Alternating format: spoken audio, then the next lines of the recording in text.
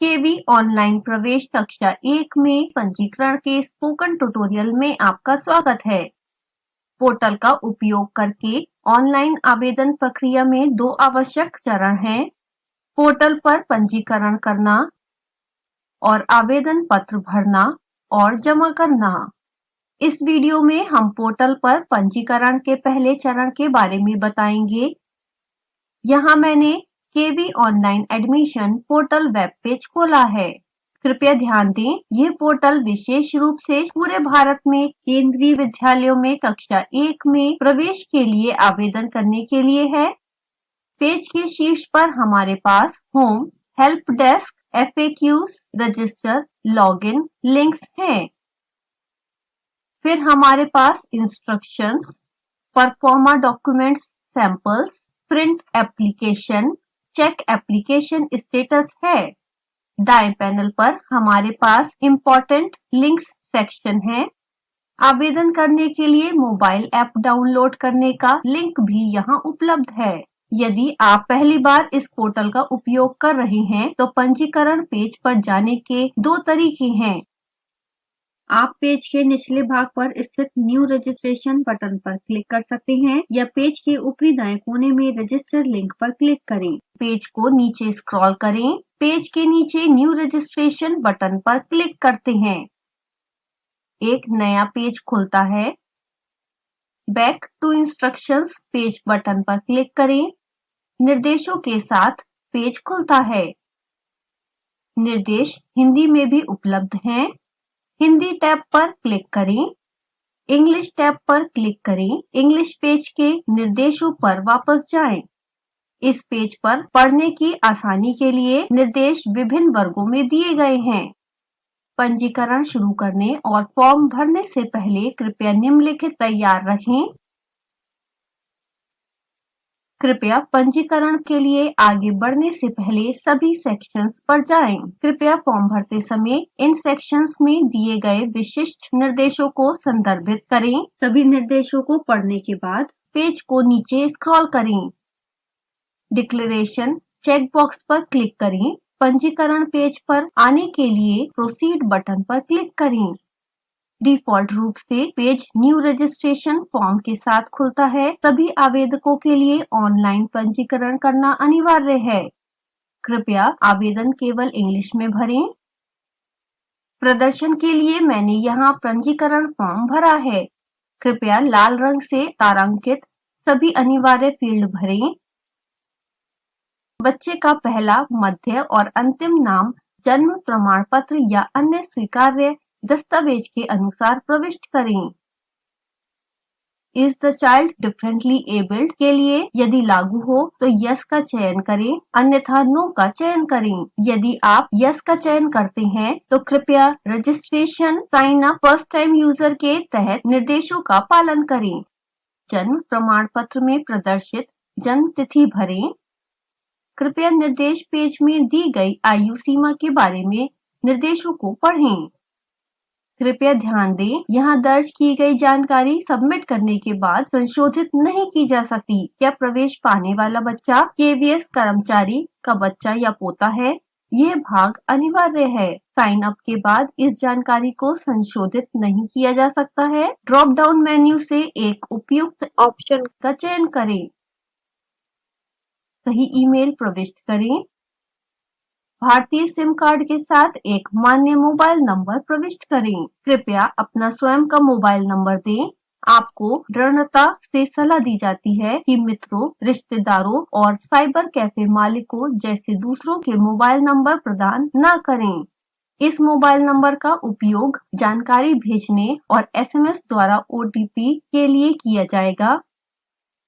ऊपर दिखाए गए कैप्चा कोड को टाइप करें। इस फील्ड में अक्षर संवेदनशील होते हैं। कृपया प्रविष्ट की गई जानकारी की जांच करें। सुनिश्चित करें कि सभी अनिवार्य फील्ड भरे हुए हैं।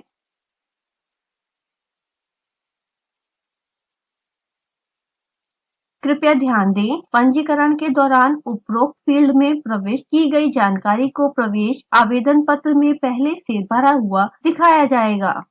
प्रवेश आवेदन पत्र भरते समय इस जानकारी को संशोधित नहीं किया जा सकता है, इसलिए माता पिता को सलाह दी जाती है कि वे इन सूचनाओं को सावधानी पूर्वक प्रविष्ट करें।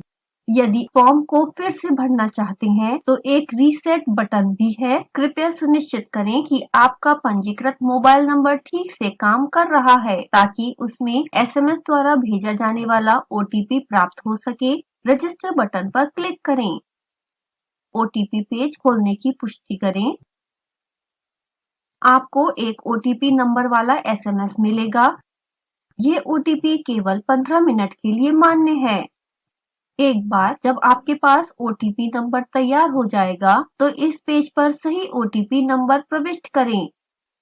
कैप्चा कोड टाइप करें। रजिस्टर बटन पर क्लिक करके 1 मिनट बाद रीसेंड OTP बटन सक्षम हो जाएगा। यदि आपको रजिस्टर बटन पर क्लिक करने के 5 मिनट के भीतर अपने मोबाइल नंबर पर SMS द्वारा OTP प्राप्त नहीं होता है तो रीसेंड OTP बटन पर क्लिक करें। रीसेंड OTP बटन को एक बार में क्लिक किया जा सकता है और इसे क्लिक करने के बाद ये गायब हो जाएगा। वेरीफाई बटन पर क्लिक करें। यूनिक लॉगिन कोड के साथ स्वीकार्य पेज दिखाई देगा। कृपया लॉगिन कोड को सावधानी पूर्वक सेव करें और इसे दूसरों के साथ साझा न करें। इस लॉगिन कोड की जरूरत प्रवेश आवेदन पोर्टल में प्रवेश करने और अपना प्रवेश आवेदन पत्र जमा करने के लिए है। लॉगिन कोड भी पंजीकृत ईमेल पते और SMS द्वारा पंजीकृत मोबाइल नंबर पर भेजा जाएगा। आपको लॉगिन कोड वाले स्वीकार्य पेज को सेव करने और प्रिंट करने की दृढ़ता से सलाह दी जाती है। इस पेज पर लॉगिन कोड, जन्मतिथि और मोबाइल नंबर प्रदर्शित किए बिना आवेदन फॉर्म को लॉगिन करना और जमा करना संभव नहीं है। इस पेज को सेव और प्रिंट करने के लिए पेज के निचले भाग पर प्रिंट बटन पर क्लिक करें। प्रिंट डायलॉग बॉक्स खुलता है। इस पेज को सेव करने के लिए प्रिंट टू फाइल ऑप्शन पर क्लिक करें। फाइल बटन पर क्लिक करें। डायलॉग बॉक्स में नेम फील्ड में अपने पसंद का फाइल नाम टाइप करें। अपने सिस्टम पर सुविधाजनक स्थान पर सेव करें। पेज को सेव करने के लिए सेलेक्ट बटन पर क्लिक करें। पेज को प्रिंट करने के लिए नीचे दाएं कोने में प्रिंट बटन पर क्लिक करें। हमने अब पंजीकरण का पहला चरण पूरा कर लिया है। अब हमें आवेदन पत्र भरने और जमा करने की प्रक्रिया के दूसरे चरण पर आगे बढ़ाना होगा। प्रवेश आवेदन पत्र कैसे भरें और जमा करें, प्रदर्शन के लिए कृपया आवेदन पत्र भरने पर इस वीडियो को देखें। यह video spoken tutorial project IIT Bombay द्वारा बनाया गया है। Spoken tutorial project MHRD Bharat सरकार द्वारा वित्त पोषित है। मैं जया आपसे विदा लेती हूँ। धन्यवाद। केवी ऑनलाइन प्रवेश आवेदन पत्र को भरने पर स्पोकन ट्यूटोरियल में आपका स्वागत है। पोर्टल का उपयोग करके आवेदन प्रक्रिया के 2 चरण हैं। पोर्टल पर पंजीकरण करना, आवेदन पत्र भरना और जमा करना। हमने पहले ही पंजीकरण प्रक्रिया पूरी कर ली है। प्रवेश आवेदन पोर्टल में लॉगिन करने के लिए पोर्टल पर पहले पंजीकरण करना अनिवार्य है। इस वीडियो में हम ऑनलाइन प्रवेश आवेदन पर पत्र भरने और जमा करने का तरीका प्रदर्शित करेंगे। पूर्वापेक्षा हेतु कृपया पिछले video how to register at the KV admission portal को अवश्य देखें। यहाँ मैंने केवी ऑनलाइन प्रवेश पोर्टल वेब पेज खोला है। पेज के ऊपरी दाएं कोने पर लॉगिन बटन पर क्लिक करें। लॉगिन पेज खुलता है। Login code, date of birth, mobile number जैसा कि पंजीकरण के दौरान किया गया है। सही तरीके से कैप्चा कोड प्रविष्ट करें और लॉगिन बटन पर क्लिक करें। प्रवेश आवेदन फॉर्म खुलता है। कृपया इन निर्देशों को पढ़ें। प्रवेश आवेदन फॉर्म को 5 भागों में तैयार किया गया है। Basic information, parent details, choice of schools, upload documents, declaration और सबमिट। क्रमानुसार सभी भागों को भरें। जब तक आप एक सेक्शन पूरा नहीं कर लेते तब तक आप अगले सेक्शन में नहीं जा सकते। अगले सेक्शन में जाने से पहले सभी अनिवार्य जानकारी भरनी होगी। सबसे पहले बेसिक इंफॉर्मेशन सेक्शन खुलता है। प्रवेश से संबंधित बच्चे की मूल जानकारी इस सेक्शन में भरी जानी चाहिए। इस फॉर्म के कुछ भाग पंजीकरण के दौरान प्रदान की गई जानकारी से भरे हुए हैं। इस फील्ड की जानकारी को इस चरण पर बदला या संशोधित नहीं किया जा सकता। आवेदन पत्र भरने से पहले कृपया निर्देशों को ध्यान से पढ़ें। आवेदन पत्र भरना जारी रखें। प्रदर्शन के उद्देश्य के लिए मैंने एक उदाहरण के साथ यहाँ फॉर्म भरा है। ड्रॉप डाउन से बच्चे का लिंग चुनें।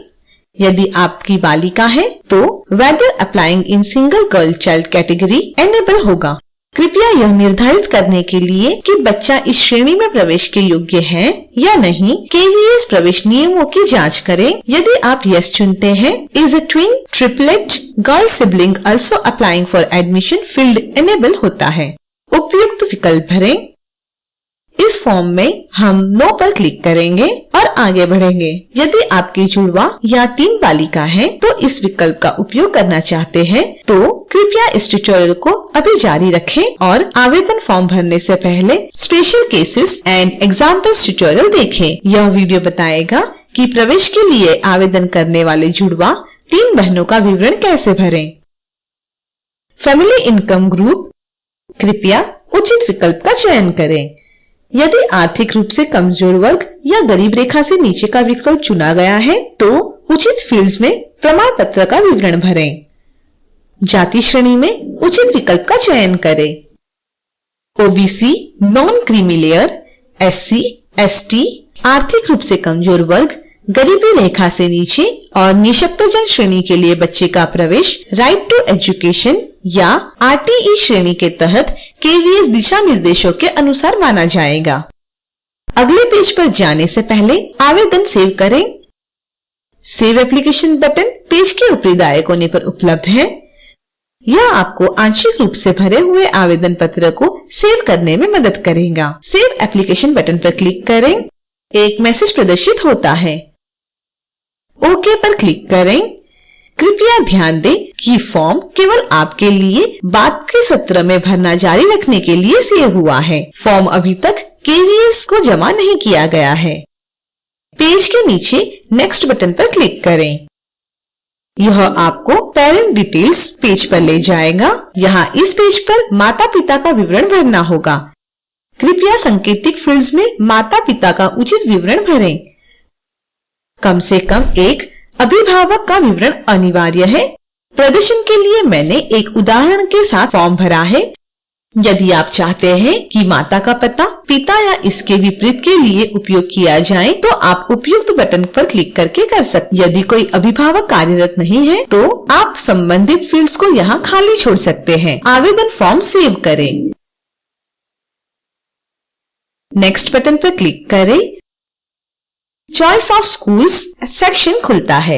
इस सेक्शन में उनके बीच बिना किसी वरीयता के 3 अलग अलग केंद्रीय विद्यालय के लिए विवरण भरने का विकल्प है।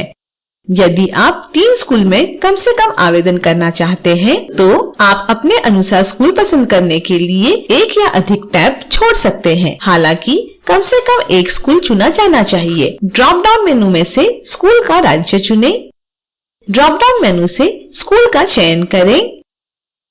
चयनित राज्य के सभी KV स्कूल ड्रॉप डाउन में सूचीबद्ध है। इस स्थिति में मैं KV भांडुप चुनूंगी। इस स्कूल को डिफेंस श्रेणी के स्कूल के रूप में वर्गीकृत किया गया है। इस स्कूल में रक्षा कर्मचारियों के बच्चों को सर्वोच्च प्राथमिकता मिलती है। इस विशिष्ट उदाहरण में हम यह मान रहे हैं कि बच्चे की माँ एक रक्षा कर्मचारी है। चयनित स्कूल का नाम विद्यालया 1 टैब पर दिखाई देता है। चयनित स्कूल के बारे में जानकारी स्वचालित रूप से प्रदर्शित की जाएगी। निवास से विद्यालय की दूरी। यह विकल्प केवल उस स्थिति में सक्षम है जहां आवेदन RTE श्रेणी के तहत मान्य है। चूंकि यह एक शहरी स्कूल है जो 5 किलोमीटर से कम या उसके बराबर है, वह RTE के तहत प्रवेश के लिए मान्य होगा। 5 किलोमीटर से अधिक दूरी वाले RTE के तहत प्रवेश के लिए मान्य नहीं होंगे।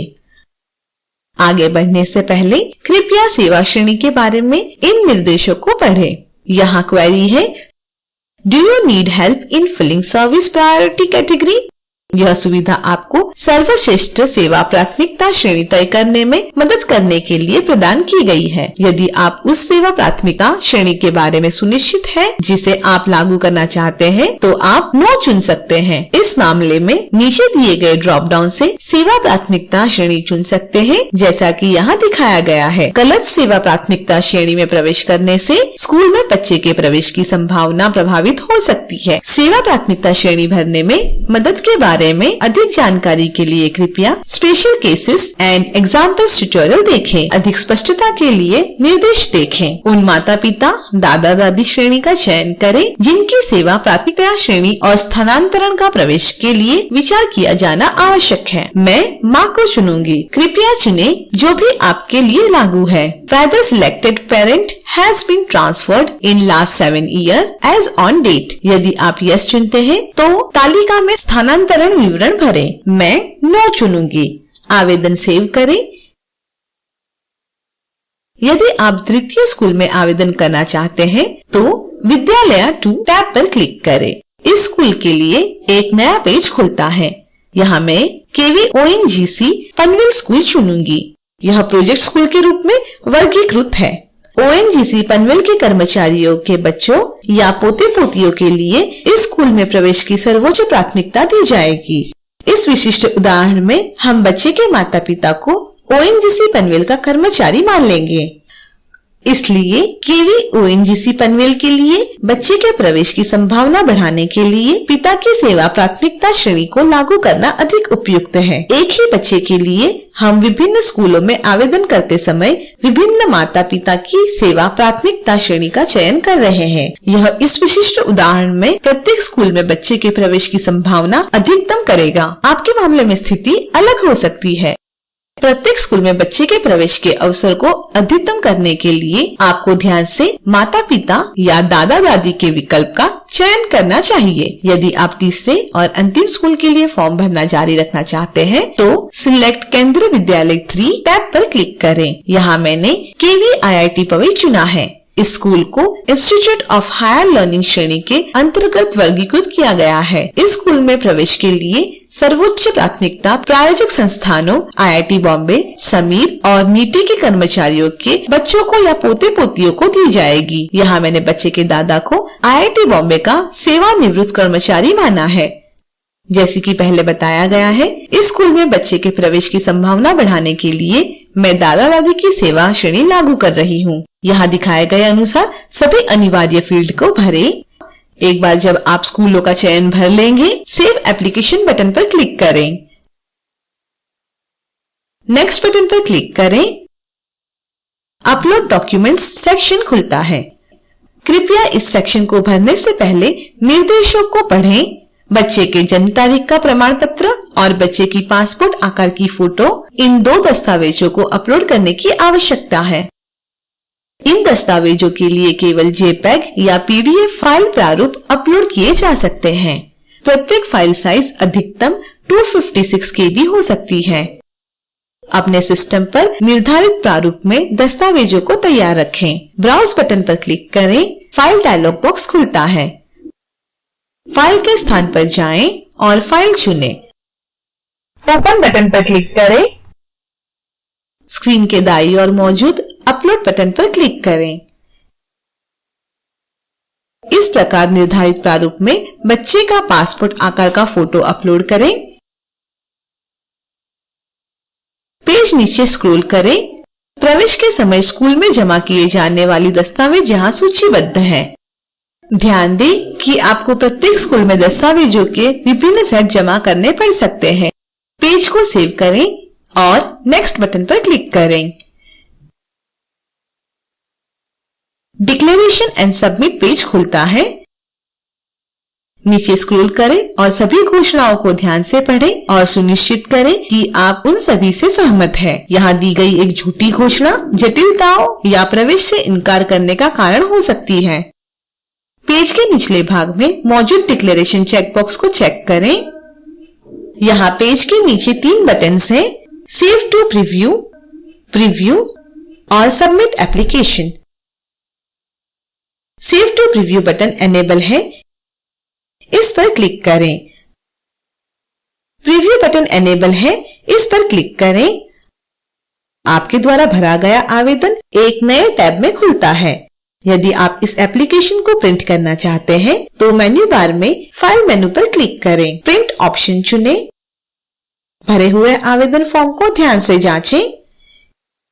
यदि आपको कोई ऐसी चीज दिखाई देती है जो गलत भरी गई है तो कृपया फॉर्म में उपयुक्त सेक्शन पर वापस जाएं और जानकारी को सही करें। आवेदन फॉर्म को जमा करने के बाद आप फॉर्म में किसी भी जानकारी को संपादित नहीं कर पाएंगे। ऑनलाइन आवेदन पेज पर वापस जाने के लिए माई एप्लीकेशन टैब पर क्लिक करें। सबमिट एप्लीकेशन बटन पर क्लिक करें। दो बटन्स नो थैंक्स और यस सबमिट के साथ एक पॉपअप बॉक्स खुलता है। यदि आपको अभी भी संदेह है और आवेदन को देखना चाहते हैं तो नो थैंक्स बटन पर क्लिक करें। यदि आप आगे बढ़ना चाहते हैं तो यस सबमिट बटन पर क्लिक करें। वेरीफाई सबमिशन ओटीपी पेज खुलता है। पंजीकरण के समय आपके द्वारा प्रदान किए गए मोबाइल नंबर पर एक ओटीपी भेजा जाएगा। यहाँ ओटीपी प्रविष्ट करें। वेरीफाई ओटीपी बटन पर क्लिक करें। सहमति पेज खुलता है। एप्लीकेशन सबमिशन कोड यहाँ दिया गया है। इस पेज को सेव और प्रिंट करें। यह प्रवेश के लिए ऑनलाइन आवेदन की प्रक्रिया पूरी करता है। आवेदन पत्र की स्थिति की जांच करने के लिए पेज के ऊपरी दाएं कोने पर चेक एप्लीकेशन स्टेटस बटन पर क्लिक करें। एप्लीकेशन स्टेटस यहाँ प्रदर्शित है। अब हमने ऑनलाइन प्रवेश आवेदन फॉर्म भरने और जमा करने की प्रक्रिया पूरी कर ली है। यह video spoken tutorial project IIT Bombay से ज्योति सोलंकी के द्वारा रिकॉर्डिंग किया गया है। Spoken tutorial project MHRD Bharat सरकार द्वारा वित्त पोषित है। हमसे जुड़ने के लिए धन्यवाद। केवी ऑनलाइन एडमिशन सत्र विशेष स्थितियों और उदाहरणों के इस स्पोकन ट्यूटोरियल में आपका स्वागत है। इस ट्यूटोरियल में निम्न विशेष स्थितियों में आवेदन फॉर्म को कैसे भरना है इसको दिखाया जाएगा। वे आवेदन जो सिंगल गर्ल चाइल्ड श्रेणी में जुड़वा, ट्रिपलेट या सहोदर जुड़वा बच्चों के लिए किए जा रहे हैं। सेवा श्रेणी की प्राथमिकता के चयन में सहायता। पूर्ण रूप से भरे गए आवेदन फॉर्म का रद्दीकरण। आपसे अपेक्षा की जाती है कि आप केवी एडमिशन पोर्टल पर पहले से उपलब्ध रजिस्ट्रेशन और आवेदन पत्रों को भरना विषय का वीडियो अवश्य देख लें। अब मैं सिंगल गर्ल चाइल्ड श्रेणी के अंतर्गत विशेष स्थिति जैसे कि जुड़वा, ट्रिपलेट और सहोदर जुड़वा के आवेदन को कैसे भरना है दिखाती हूँ। सिंगल गर्ल चाइल्ड योजना की शर्तों के लिए KVS की प्रवेश मार्गदर्शिका का अवलोकन अवश्य करें। ऑनलाइन आवेदन में सभी जुड़वा, ट्रिपलेट और सहोदर जुड़वा बच्चे का अलग अलग पंजीयन करना, पूर्ण आवेदन पत्र भरकर उसे सबमिट करना आवश्यक है। उदाहरण हेतु केवी ऑनलाइन एडमिशन पोर्टल में मैंने दोनों जुड़वा बहनों का पंजीयन किया है। यहाँ पर मैंने पहले से केवी ऑनलाइन एडमिशन पोर्टल पर भरा गया एक जुड़वा बहन का आवेदन फॉर्म खोल रही हूँ। मूलभूत जानकारी वाले सेक्शन में जब whether applying in single girl child category पूछा जाए तब यस का चयन करें। Is a twin, triplet, girl sibling also applying for admission का बटन दिखाई देगा, तब यस का चयन करें। जुड़वा ट्रिपलेट को लिंक कैसे करेगा, एक पॉपअप बॉक्स दिखाई देगा। इसमें लिंकिंग कोड को कैसे जनरेट किया जाएगा की जानकारी प्राप्त होगी। जानकारी को सावधानी पूर्वक पढ़कर क्लोज बटन को दबाएं, जिससे पॉपअप बॉक्स बंद हो जाएगा। Generate a linking code button को क्लिक करें। पॉपअप बॉक्स में एक कोड दिखाई देगा।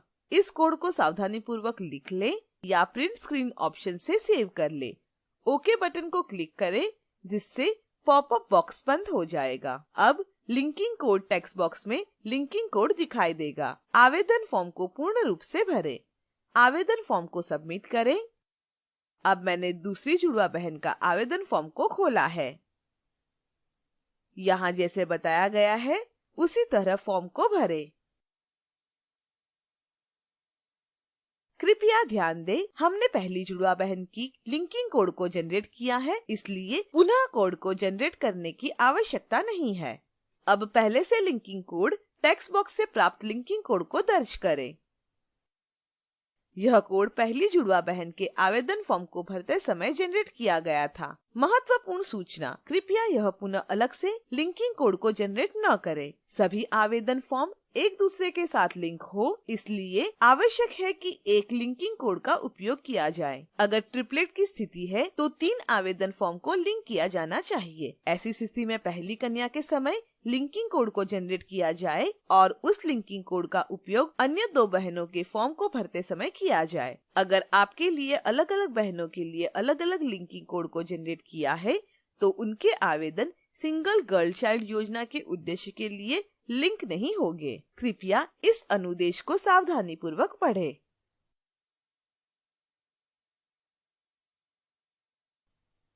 आवेदन फॉर्म को पूर्ण रूप से भरें। आवेदन फॉर्म को सबमिट करें। आपके सबमिशन एक्नॉलेजमेंट फॉर्म में एप्लीकेशन सबमिशन कोड के साथ लिंकिंग कोड भी दिखाई देगा। अगर आवेदन सिंगल गर्ल चाइल्ड श्रेणी में किया गया है तो ट्रिपलेट 4 जुड़वा और सहोदर जुड़वा की दशा में उपरोक्त प्रक्रिया के जैसे ही पंजीकरण करें और आवेदन फॉर्म को भरें। आगे सेवा श्रेणी की प्राथमिकता को कैसे भरा जाएगा को दिखाया गया है।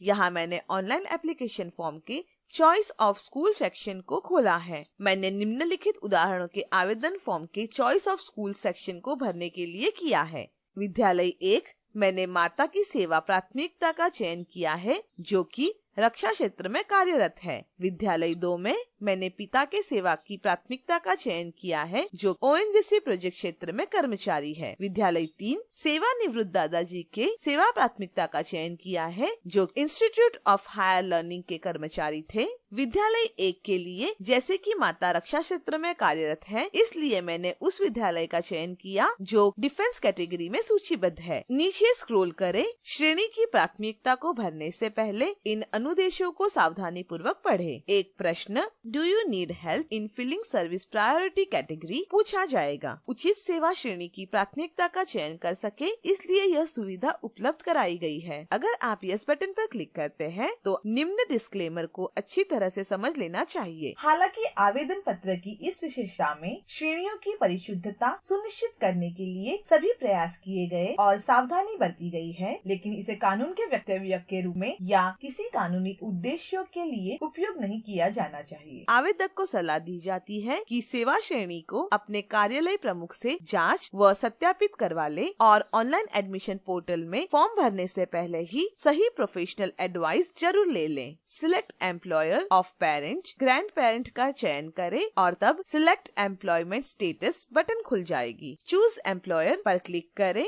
यहाँ पर मैं माता के एम्प्लॉयर का चयन करूंगी। चूज एम्प्लॉयमेंट स्टेटस पर क्लिक करें। आपके संदर्भ में आपके पसंद का उचित विकल्प का चयन करें। संस्थान और एम्प्लॉयमेंट स्टेटस का चयन करने के पश्चात सर्विस प्रायोरिटी कैटेगरी और सब कैटेगरी अपने आप भर जाएगा। इस स्थिति में सेवा श्रेणी की प्राथमिकता उस एक विद्यालय के लिए रहेगी।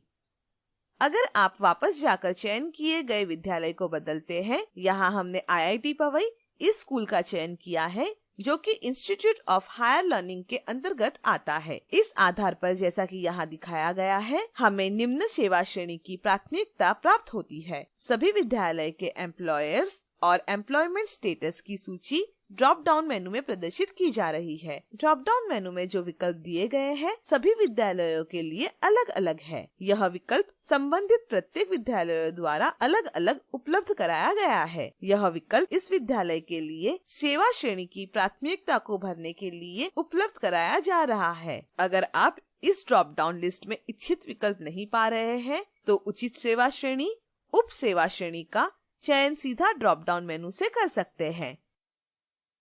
प्रत्येक विद्यालय का सेवा श्रेणी का प्राथमिकता क्रमांक अलग अलग हो सकता है। कृपया KVS की प्रवेश मार्गदर्शिका का अवलोकन करें। उचित अभिभावक दादा दादी नाना नानी की सेवा श्रेणी का सावधानी पूर्वक चयन करें जिससे अधिक मौका उपलब्ध हो सके। यह चयन अलग अलग विद्यालयों के लिए अलग अलग होगा। कृपया ध्यान दें, सेवा श्रेणी का ऑटोमेटिकल चयन यह एक सुझाव मात्र है। इसका उपयोग अ स्टेटमेंट ऑफ लॉ या किसी कानूनी उद्देश्य के लिए नहीं किया जा सकता। अगर आपको ऐसा आभास होता है कि ऑटोमेटिक सिलेक्शन के कारण गलत सेवा श्रेणी गलत उप सेवा श्रेणी का चयन हुआ है, तब अवश्य ही सही सेवा श्रेणी उप सेवा श्रेणी का चयन करना चाहिए। विद्यालय 2 पिता की सेवा श्रेणी प्राथमिकता पर आधारित उदाहरण है। यदि पिता ONGC में कार्यरत है और केवी ONGC पनवेल एक प्रोजेक्ट सेक्टर का केवी है और ONGC द्वारा प्रायोजित है, इसलिए जब हम पिता के एम्प्लॉयर और एम्प्लॉयमेंट स्थिति जैसा कि यहाँ दिखाया गया है तो सेवा श्रेणी प्राथमिकता 1 प्राप्त होगी। अर्थात इस विद्यालय में प्रवेश के लिए सबसे ऊंची प्राथमिकता। विद्यालय 3 में उसी छात्र के दादा दादी की सेवा श्रेणी का उदाहरण दिया गया है। दादा इंस्टीट्यूट ऑफ हायर लर्निंग के सेवानिवृत्त कर्मचारी है। चयन किए गए विद्यालय के लिए सेवा श्रेणी प्राथमिकता 1 होगी। सेवा श्रेणी की प्राथमिकता का उचित चयन करते समय यदि किसी शंका या संदेह की स्थिति है तो कृपया KVS से संपर्क करें। निर्दिष्ट पृष्ठ पर क्रमांक 2.4.3 के अनुदेशन को सावधानी पूर्वक पढ़ लें।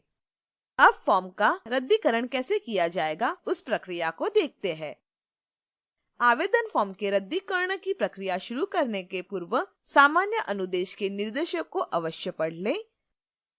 अगर आपको आभास हो रहा है कि फॉर्म में गलत जानकारी भर दी गई है तो आपके पास रद्दीकरण का विकल्प मौजूद है। कृपया नोट करें, सबमिट किए गए आवेदन फॉर्म को रद्द करने के लिए OTP की आवश्यकता होगी, जो आपको पंजीकृत मोबाइल नंबर पर भेजा जाएगा। आवेदन फॉर्म को एक बार रद्द कर देने के बाद उसे देखा नहीं जा सकेगा और आवेदन का एप्लीकेशन सबमिशन कोड अमान्य हो जाएगा। आवेदन फॉर्म को रद्द कर देने के बाद किसी भी प्रकार की जानकारी KVS को नहीं दिखाई देगी। लॉगिन पेज पर जाकर पोर्टल को लॉगिन कोड और अन्य जानकारी भरकर लॉगिन करें। पहले से भरे गए फॉर्म की जानकारी स्टेटस ऑफ एप्लीकेशन पर दिखाई देगी। अगर आप फॉर्म को रद्द करना चाहते हैं तब कैंसिल एप्लीकेशन बटन को क्लिक करें। एक पॉपअप बॉक्स खुलेगा। यस कैंसिल द एप्लीकेशन यदि रद्दीकरण की पुष्टि करनी है तो इस सूचना पर क्लिक करें। जब आप कैंसिल बटन पर क्लिक करेंगे तब OTP जनरेट होता है और आपके पंजीकृत मोबाइल नंबर पर भेजा जाएगा। कैंसिल एप्लीकेशन पेज खुलेगा। OTP डालें, कैप्चा कोड को डालें। रद्दीकरण को सुनिश्चित करने के लिए यस कैंसिल द एप्लीकेशन इस बटन पर क्लिक करें। Yes cancel the application page खुलेगा। स्टेटस ऑफ एप्लीकेशन कहता है कि आपका फॉर्म रद्द हो चुका है। जमा किए गए आवेदन फॉर्म को रद्द करने के बाद उसी लॉगिन कोड का उपयोग करके पुनः आवेदन फॉर्म को भरा जा सकता है। यह एक नया फॉर्म माना जाएगा जिसे पुनः भरा जाना और पुनः सबमिट करना अनिवार्य है। पहले जो जानकारी भरी गई थी अब वह KVS के पास किसी भी रूप में उपलब्ध नहीं है। आप रीअप्लाई अफ्रेश और रीअप्लाई विद एग्जिस्टिंग डेटा इस तरह 2 बॉक्स देखेंगे। यदि आपके पहले फॉर्म में कुछ छोटी सी गलती हुई है तो reapply with existing data button पर क्लिक करें। पुनः फॉर्म को आप आसानी से और जल्दी से भर ले, इसलिए यह सुविधा उपलब्ध कराई गई है। अगर पूर्व में भरे गए फॉर्म में अधिक सुधार की आवश्यकता है तब रीअप्लाई अफ्रेश इस बटन पर क्लिक करें। जब आप reapply with existing data button पर क्लिक करते हैं तब बेसिक इन्फॉर्मेशन पेज संचित डेटा के साथ खुलता है। आवेदन फॉर्म में आवश्यक सुधार करके फॉर्म को सबमिट करें, अन्यथा इस आवेदन की कोई भी जानकारी KVS को उपलब्ध नहीं होगी। एक नया एप्लीकेशन सबमिशन कोड जनरेट होगा जब एक नया फॉर्म सबमिट किया जाएगा। Spoken tutorial project IIT Bombay से इस वीडियो का रिकॉर्डिंग ज्योति सोलंकी द्वारा किया गया है। यह tutorial project MHRD government of India द्वारा वित्त पोषित है। देखने के लिए धन्यवाद। KV online portal choosing service priority category पर स्पोकन ट्यूटोरियल में आपका स्वागत है। इस ट्यूटोरियल में हम बताएंगे कि चॉइस ऑफ स्कूल्स सेक्शन में सर्विस प्रायोरिटी कैटेगरी यानी सेवा प्राथमिकता श्रेणी को कैसे चुनना है। यहाँ मैंने केवी ऑनलाइन एडमिशन पोर्टल खोल लिया है। सबसे पहले पोर्टल पर दिए गए निर्देशों को पढ़ लेते हैं। इंस्ट्रक्शंस लिंक पर क्लिक करें। इंस्ट्रक्शंस पेज खुलता है। बाएं पैनल पर फिलिंग एप्लीकेशन फॉर्म लिंक पर क्लिक करें। पेज रिफ्रेश होता है। चॉइस ऑफ स्कूल्स सेक्शन पर क्लिक करें। कृपया स्कूलों के चयन के बारे में यहां दिए गए सामान्य निर्देशों को पढ़ें। आप एक ही ऑनलाइन एप्लीकेशन फॉर्म से 3 अलग-अलग केंद्रीय विद्यालयों के लिए अप्लाई कर सकते हैं। पेज पर नीचे जाएं। क्या आपको सर्विस प्रायोरिटी कैटेगरी भरने के लिए मदद चाहिए? यह विकल्प चॉइस ऑफ स्कूल पेज में सर्विस प्रायोरिटी कैटेगरी भरते समय आता है। यह विकल्प आपको सबसे अच्छी सर्विस प्रायोरिटी कैटेगरी का निर्णय लेने में मदद करता है। डिस्क्लेमर को सावधानीपूर्वक पढ़ें। इस विकल्प में आप यस चुनकर प्रायोरिटी चुनने में मदद प्राप्त कर सकते हैं। उपरोक्त के लिए आप नो चुनकर अपने आप भी सर्विस प्रायोरिटी कैटेगरी भर के आगे बढ़ सकते हैं। प्रत्येक केवी के लिए सबसे अच्छी सर्विस प्रायोरिटी कैटेगरी निश्चित करने के लिए नीचे वाला सेक्शन पढ़ें। ध्यान दें, एक बच्चे का अलग अलग केंद्रीय विद्यालयों में आवेदन करते समय सर्विस प्रायोरिटी कैटेगरी भिन्न हो सकती है। यह अलग अलग विद्यालयों में पिता, माता, दादा दादी के लिए सर्विस के चयन पर आधारित होता है। सर्विस प्रायोरिटी कैटेगरी सेक्शन में नीचे जाएं।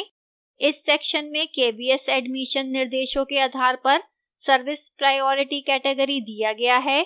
देश के सभी केवी 3 अलग अलग प्रकार के केंद्रीय विद्यालयों में से किसी एक में आते हैं। केंद्रीय विद्यालय अंडर सिविल और defence sector, Kendriya Vidyalaya under institutes of higher learning IHL, Kendriya Vidyalaya under public sector undertakings projects. ये उसी तरह भिन्न हैं जैसे कैटेगरी और सब कैटेगरी में कर्मचारियों के लिए प्राथमिकताएं सेट होती हैं। प्रत्येक विद्यालय की कुछ सर्विस प्रायोरिटी कैटेगरी होती हैं। प्रत्येक सेक्टर में ये संख्या भिन्न होती है। उदाहरण के लिए सिविल और डिफेंस सेक्टर में 5 सर्विस कैटेगरी हैं। IHL और प्रोजेक्ट स्कूलों में 6 भिन्न सर्विस कैटेगरी हैं। ध्यान दें कि IHL और प्रोजेक्ट स्कूलों में पहली कैटेगरी सब कैटेगरी में आगे वर्गीकृत होती है। इसमें से प्रत्येक कैटेगरी कर्मचारी का वर्णन करती है जो एक विशेष कैटेगरी में आते हैं। सिविल और डिफेंस सेक्टर में केवी के लिए प्रायोरिटी भिन्न प्रकार है। पहली प्रायोरिटी केंद्रीय सरकार में कार्यरत और भूतपूर्व कार्यरत कर्मचारियों के बच्चों के लिए दी गई है। फिर पब्लिक सेक्टर और IHL आता है। तीसरा प्रदेश सरकार के कर्मचारियों के लिए है। चौथा पब्लिक सेक्टर और IHL प्रदेश सरकार के कर्मचारियों के लिए है। इस विद्यालय के लिए आखिरी कैटेगरी उन सभी माता पिता के लिए है जो अभी तक किसी श्रेणी में नहीं आते हैं। इसलिए इसमें अन्य लोगों के अलावा वे माता पिता आते हैं जो स्वनियोजित, बेरोजगार, निजी क्षेत्र में कार्यरत हैं या स्वयं का व्यवसाय करते हैं। इसमें विदेशी नागरिकों के बच्चे भी शामिल हैं जो अपने काम के कारण या किसी व्यक्तिगत कारणों से भारत में रहते हैं। कर्मचारियों के पोते पोती इस श्रेणी के अंतर्गत आने वाले इन स्कूलों के लिए आवेदन करने के पात्र नहीं हैं। कृपया ध्यान दें, IHL और प्रोजेक्ट स्कूलों के लिए संबंधित विद्यालय के प्रायोजक संगठनों के कर्मचारियों के बच्चे और पोते पोती सर्विस प्रायोरिटी कैटेगरी के लाभ उठाने के लिए पात्र हैं। सेवा श्रेणियां प्रत्येक प्रकार के स्कूल के लिए विशिष्ट हैं। उदाहरण के लिए सिविल और डिफेंस स्कूल की श्रेणी 1, IHL और प्रोजेक्ट स्कूलों की श्रेणी 1 से अलग है। यहाँ कुछ उदाहरण हैं। रक्षा संगठनों और पूर्व सैनिकों में कर्मचारियों के बच्चों को सिविल और डिफेंस सेक्टर के स्कूलों के लिए सर्वोच्च प्राथमिकता दी जाती है। जब आप IHL और प्रोजेक्ट स्कूलों के लिए आवेदन कर रहे हैं तो कैटेगरी 2 के अंतर्गत यही आता है। IHL स्कूलों में संस्थान के कर्मचारियों के बच्चों और पोते पोती को सर्वोच्च प्राथमिकता मिलती है। इसी तरह प्रोजेक्ट स्कूलों में प्रोजेक्ट सेक्टर संगठन के कर्मचारियों के बच्चों और पोते पोती को सर्वोच्च प्राथमिकता मिलती है। सिविल और डिफेंस स्कूलों के लिए स्वनियोजित निजी कंपनी के कर्मचारियों और व्यवसाय के अन्य बच्चे श्रेणी 5 के रूप में वर्गीकृत किए जाते हैं। वे IHL और प्रोजेक्ट स्कूल के लिए कैटेगरी 6 में वर्गीकृत किए जाते हैं। अन्य केसेस के लिए service priority category, special cases and examples video में विस्तार से समझाया गया है। यहाँ बच्चों के लिए सर्विस प्रायोरिटी कैटेगरी चुनने के लिए कुछ उदाहरण हैं, जैसे बच्चों के माता पिता जिनका स्वयं का व्यवसाय हो, स्वनियोजित हो, निजी कंपनी में कार्यरत हो या बेरोजगार हो। यहां भरे हुए फॉर्म का एक उदाहरण है। यहां प्रदर्शित उदाहरण में माता एक निजी कंपनी में कार्यरत है। पिता का अपना व्यवसाय है। स्कूलों के लिए निम्न विकल्प हैं: केवी पनवेल, केवी आईआईटी पोवई, केवी भांडुप। स्कूल का पहला विकल्प केवी पनवेल, यह स्कूल प्रोजेक्ट सेक्टर स्कूल की तरह वर्गीकृत किया गया है। हम विभिन्न स्कूलों में आवेदन करते समय अलग-अलग माता-पिता की सर्विस प्रायोरिटी कैटेगरी चुन सकते हैं, लेकिन इस केस में दोनों तरह के माता-पिता के लिए सर्विस प्रायोरिटी कैटेगरी समान है। अन्य कैटेगरी के बच्चों के लिए यहां सर्विस प्रायोरिटी कैटेगरी 6 है। दूसरा स्कूल केवी आईआईटी पोवई है, जो आईएचएल कैटेगरी स्कूल है। यहां भी सर्विस प्रायोरिटी कैटेगरी 6 है। तीसरा विकल्प केवी भांडुप है, यह डिफेंस सेक्टर स्कूल है। यहां सर्विस प्रायोरिटी कैटेगरी 5 होगी। ध्यान दें, यह तीनों केवी में सबसे कम प्रायोरिटी कैटेगरी हैं। यहां एक अन्य उदाहरण है। माता एक दर्जी या स्व नियोजित है। पिता बेरोजगार है। स्कूल पेज के चयन में केवी कोलीवाड़ा एक सिविल स्कूल है। इस स्कूल के लिए दोनों माता पिता के लिए सर्विस प्रायोरिटी कैटेगरी 5 है। अतः service priority category drop down में 5 चुना गया है। स्कूल का दूसरा विकल्प केवी कोलाबा 1 है, यह एक डिफेंस कैटेगरी स्कूल है। सर्विस प्रायोरिटी ड्रॉप डाउन में 5 सही चयन हैं। एडमिशन एप्लीकेशन फॉर्म में सर्विस प्रायोरिटी कैटेगरी भरने से पहले निर्देशों को ध्यान से पढ़ें। यदि आप एक गलत प्रायोरिटी चुनते हैं तो यह आपके बच्चे के केवी में प्रवेश की संभावनाओं को प्रभावित कर सकता है। एडमिशन एप्लीकेशन फॉर्म कैसे भरें, इस पर विवरण निम्नलिखित वीडियो में दिया गया है। Spoken tutorial project MHRD Bharat सरकार द्वारा वित्त पोषित है। Spoken tutorial project IIT Bombay से मैं जया आपसे विदा लेती हूं। वीडियो देखने के लिए धन्यवाद।